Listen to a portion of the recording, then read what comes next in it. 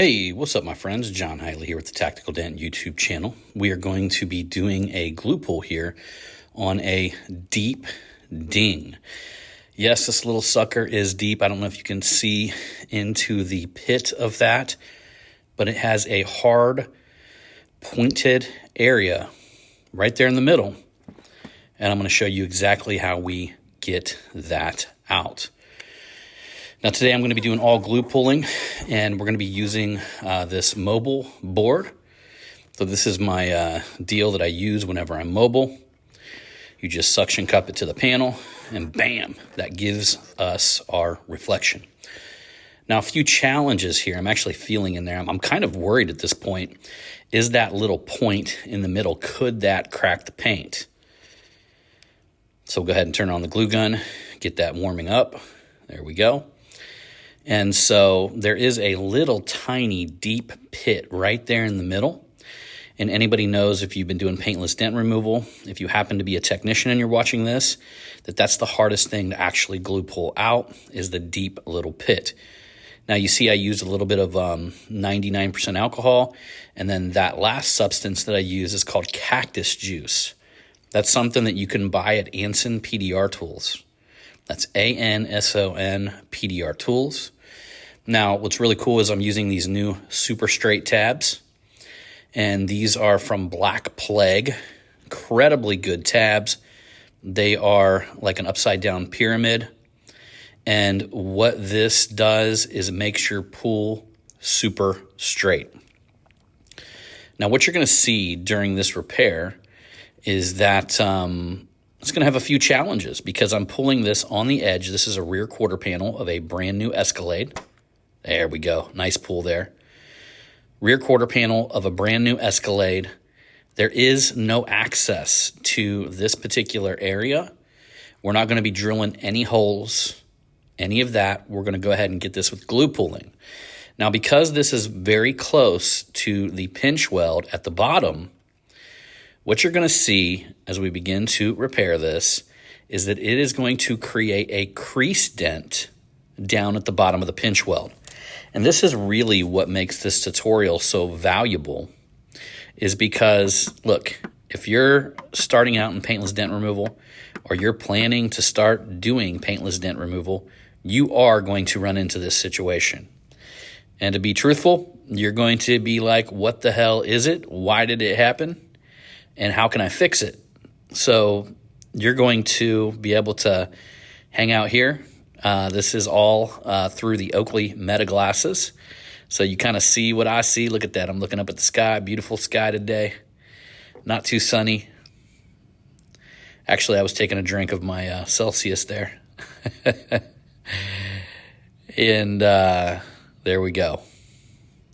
And you can also see that I've got the vehicle positioned away from, like, if the sun was to come out, and it did come out here and there during this repair, it's not going to hit this side of the vehicle, which is critically important, because if you have the sun hitting this side of the vehicle and I'm trying to use my light at the exact same time, it actually causes a washout, and you can't see the details or the contrast per se of the actual repair. Now you can see there got a nice little pull. That deep little pit is beginning to come out, but you see, you're starting to see that little crease form down there at the bottom. I don't know if you can see that, because we've got our light going perpendicular, but by the time we go down to horizontal, you'll be able to see that crease. There we go, a little bit of knockdown work. The game on this is lots of cross-checking. So right now I'm switching my angle to the adjacent side, the other side, and now I'm looking through there, looking for that pit again, getting ready to go in and take another glue pull. Now these take multiple pulls, and what I'm trying to do is really get the deepest part of that dent flipped inside out. Now you can start to see that crease that's forming down below it. At this point, it doesn't matter. I know I'm going to have to fix it, so I don't care. I am going to keep pulling until I get this thing flipped inside out, all the way to the point to where that very deep pit that's in the center is completely inside out and completely ironed out. And that way I can begin doing a little bit of detail work, which you'll see at the end. Because as of right now, I just been continuously using the Black Plague Super Straight tabs. I really love these. They're my absolute go-to when it comes to deep little sharp dents like this. I mean, look at that pull. Incredible.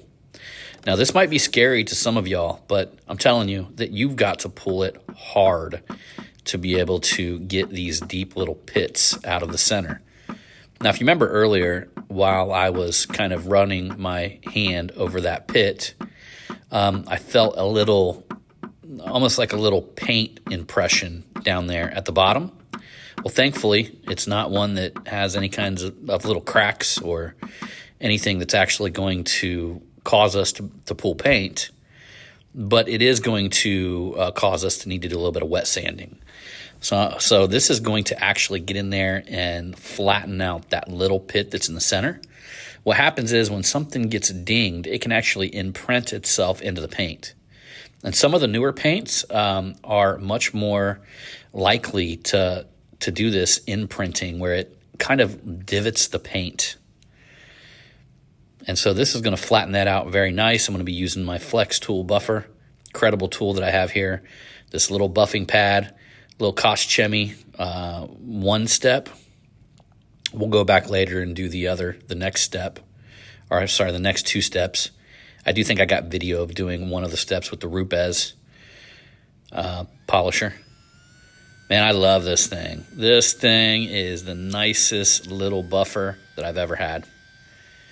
I just use this all the time, whether I'm taking out scuff or, in this case, polishing out some 2000 grit wet sand marks. And so, yeah, that's the type of wet sandpaper that I use on this is 2000 grit. And then these polishing pads, they're 1.5 inch pads. The actual head of this is 1 inch. And so I like to go a little bit bigger with the pads and do the 1.5 inch pads. Now you can kind of see, I got a high spot there, but you can also see that crease. So now literally the crease is the worst thing that we're working on here. This right here is a plastic peak knockdown. It is the tip called the Pee-wee, which is sharp but not the sharpest one. But very nice tip. Incredible precision with this without worrying about punching a bunch of little holes in it. Because this is one of them repairs where, you have to really limit your mistakes. And I was not 100% sure it would pull the crease line in there like it did, because it was one of them ones that was on the borderline of being maybe far enough away where it wouldn't. But it did. But I think what's really great about this is that I'll be able to show you as part of this tutorial, how I actually take care of this. It's much different. So if you've watched some of my edge videos working on the edge, you're going to see something completely different on this particular edge. And I think it's very valuable because the edge tool that I use in this training, it is something that most of you have in your toolbox. All right, we'll go ahead and drop another tab on there. Again, right now, I'm not even working that little crease line, that edge. Not even intending to do anything, because if I worked it right now, started to work it right now, this pull right here would pull it right back in there. What's happening is it's pulling it high, and it's causing a little bit of the metal to flow downwards where it meets at that pinch weld, and that's what causes that dent.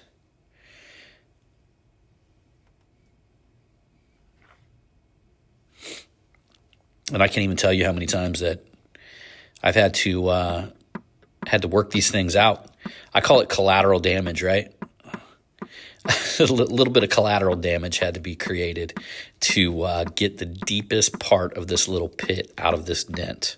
I actually had a guy that said that I did way too much on this, and of course he's seen my 35 or 45 second reel where I really crunched it together quickly as far as seeing the process. It's so easy for a dent technician to look at this dent from a distance and say, oh, that's how I would have done it, or, oh, gosh, you're doing too much, or, something like that.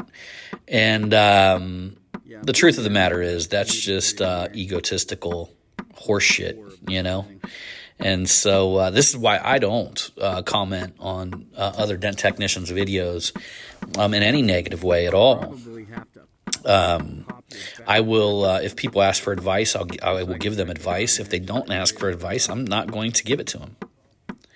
Right there's the client creeping on me. So you seen him walking behind me there in the reflection. Really good guy. We ended up, I did some touch up on his vehicle as well, back there on the back. All right, so there we go. A little bit of knockdown work here. You see little by little, we're at that point with this one. I mean, it is coming out incredibly nice. And now I'm just kind of, I'm even tapping down a little bit closer to that crease. There we go, looking really good. So now we're going to be just hitting it one more time. I'm just telling you guys, this deep little pit, and to be honest with you, this is like 2,000 grit wet sandpaper that's been used 2,000 times. So it's probably, in all reality, 3,500. And so you can typically go over it a couple times. The first time was just to kind of clean it out, see where we were at. And here's the thing, if you go and you wet sand it and there's still a shiny spot in the middle where that imperfection is that you were trying to wet sand out, there's still a shiny spot in the middle, then you haven't gotten it all the way out. But you got to be careful because you don't want to go too far or you could potentially burn your way through the paint. This right here is about as far as I'll go with one as far as doing the little bit of wet sanding and buffing. Lots of clear coat on this Escalade. And that's probably why when something like a door or whatever actually hit this vehicle, it left a pointy divot. Some people don't understand that doors can absolutely hit your rear quarter panels. And that's because if you're parking beside people and you're in a parking lot where everything is staggered, what does that mean? Well, you know the parking lots. You go to Kroger's or any grocery store. You've got all your parking spots are staggered. So the rear door is lined up with your quarter panel a lot of times, and so on. So if you look at it, it's just the way the cars are stacked in parking lots. If you're not parking straight right next to somebody, then that means their rear door has the opportunity of hitting your quarter panel. And the rear doors are the ones you got to watch because, even if you got side moldings, the rear doors can actually clear them side moldings because just like this one, you got that wheel well arch, so the rear door arches. It arches downward. And so a lot of times, see back there, it's like got that little point right there in that corner, and it's got that cutout, that arch that circles around like the wheel. Some of them got a much more dramatic and a much more powerful point. And I could almost promise you that it was a rear door that was opened and that little point right there on that edge, probably a very pointy one, that swung open and hit that, actually created that ding. Now here in Texas, DFW, man, we get some wind around here. I mean, some freaking wind. All day long I'm getting calls for people that have door dings. And there was even a time, or one of them that called, that the door got stuck. So the door like literally blew open at such a rate, at such a high rate. The wind took it at such a high velocity that it got stuck on the vehicle, and then they had to back the vehicle off of it just to get the door of the other vehicle closed. Now you guys are seeing it clean up. Look at that. Lots of cross-checking you got to do when you're doing this level of glue pulling with really sharp, deep little dents. Lots of cross-checking. You got to go from the front to the back to the front to the back, switch sides. Look how I'm looking up and down. I'm actually was looking at that grass line. If you go back a few frames in the video, you got that beautiful grass line that's down there. I got a fence. I'm using everything, every reflection imaginable I'm trying to use. So here we go. Now I'm setting up that crease. And how do you do the crease? The light board is up, and I'm going to sit my rear end right here onto the ground. And I'm going to look directly up at it, position my light board, and there you can see the collateral damage, a little tiny crease. Now look at this. I am leveraging off the tire, and yes, this is pushing through double paneled. So I am taking the tip of my tool, and I am pushing it through 2 panels. Now this is PDR Finesse, I believe, is the only one that's got this make of my tool under the John Hiley set, and they call that the Eagle Claw. And so the tool that I'm using, I'd love to give you information on how to buy it, but it's from a company that I bought it from years ago. I mean, probably 20 years ago, I bought this from PDQ Tools. And as far as I know, they are non-existent. And so PDR Finesse, old Ike, God rest his soul, wonderful man, credible man. Had him on my podcast, Tactical Dent Tech podcast. But old Ike came up, and we measured out some of my tools, and he created this one, and we call it the Eagle Claw. And that's on pdrfinessetools.com. So you can see now I got a high spot there. Go right in with the knockdown. Which one am I using? The Pee-wee, baby. Pee-wee all day. Team Pee-wee. Now you can see this is almost like I've got confetti raining down on me, except it's dirt and it's not confetti. But that's okay. Listen, you work with your hands, you're going to get dirty. And today, you're getting dirty with me, fixing out a dent. There we go. I can't even tell you how much of this dirt I probably eat, breathe in, have sprinkling down on my face. It's just part of the job. There we go. Tighten it up a little bit more. But look at that. This thing is pushing through that double panel like butter. Now, you got to have a strong tool. These old PDQ tools were tempered really nicely. In fact, that's one of the reasons why PDR Finesse made this tool. It's believe they use 44 Rockwell hardness, which is a particular test that checks the hardness of your steel, how it's tempered. That's why I tell everybody, be careful with cheap tools, because cheap tools might not be tempered and you might get way too much flex. They might bend on you. Look at that. Thing's looking pretty beautiful. Pretty beautiful. It's getting there. But what I notice when I get up here and start doing this knockdown work is just a couple little shallows around where that deepest pit was. When I say little shallows, that means a small little low that needs to be taken care of. And so here's the thing. I ain't going back in and doing them big-ass pulls that you've seen me do with the super straight tabs, because that would just literally rip the crease that I just fixed right back in there. So what am I using? The tiny little tabs. And even with these tiny little tabs, these are from Anson Dent Tools, these red tabs. These things bite hard.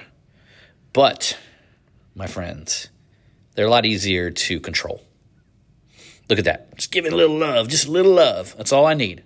That's all I just took what I needed. Now, I can snap it off with my finger. Just needed to give it a little love. That's it. There we go. Pull it off. Beautiful. Tiny little high spot.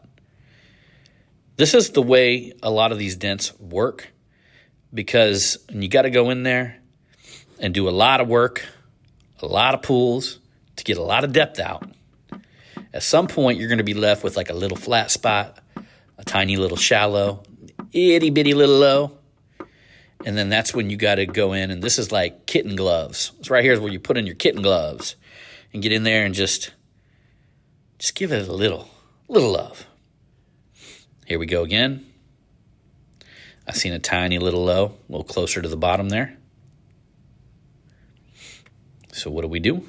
Go in there, same tab. It's all that I need. It's all that I need right there. That's it. And I decided that do a little knockdown work while we're waiting on the glue to set up. I just seen a tiny little high spot right there. This is that crease that I fixed from the wheel well. So when you cross-check these, look at them from different angles, if you notice something, just get in there, tap it out. Look at that. Just a tiny little pull. At this point, the smaller the pull, the better, because it's such a small, a little low, that we only need a small, little pull. And I mean, to be honest with you, if you look at it, the high spot looks freaking ginormous. There we go.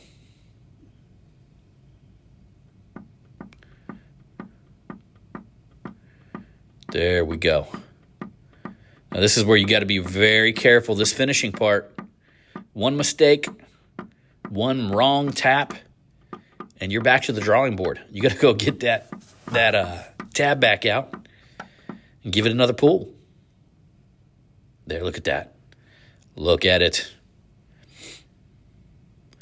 So, there was a lot to do on this particular repair. I mean, by no means was this a absolutely cakewalk of a dent. Now, between the touch-up, and I did buffed a few spots out for him on the back tailgate, had a little scrape. He provided me some of the touch-up paint, and I went around, did a little touch-up on a few little chips that were on the other side. Probably had about an hour. Was about here for about an hour. I had to do some wet sanding and buffing on his hatch. And then I went through the whole thing and went with the Rupes buffer. And I ended up doing a 3-step to it. So what they've got is they've got the red compound. There we go. Looking good, looking good. They've got the red compound. That's the cutting compound. Then they've got the yellow, which is the mid, higher gloss for sure, mid polish. And then they got the final, which is the purple. And then we've got a pad for each one of them. There we go. You can kind of see. Thing came out pretty darn good. Pretty darn good for what it was. So there we go. I'll show you guys. This is just the final step here. I actually have a yellow pad that I typically, well, I normally don't show it on the video, but I'll talk about it just for you guys that are curious. I'm using the 3-step Koschemi deal. But I had to go around and buff all the little spots out that I had previously wet sanded on the hatch, all of that. So there you have it, my friends, all finished up. And as usual, I'll see you on the next one.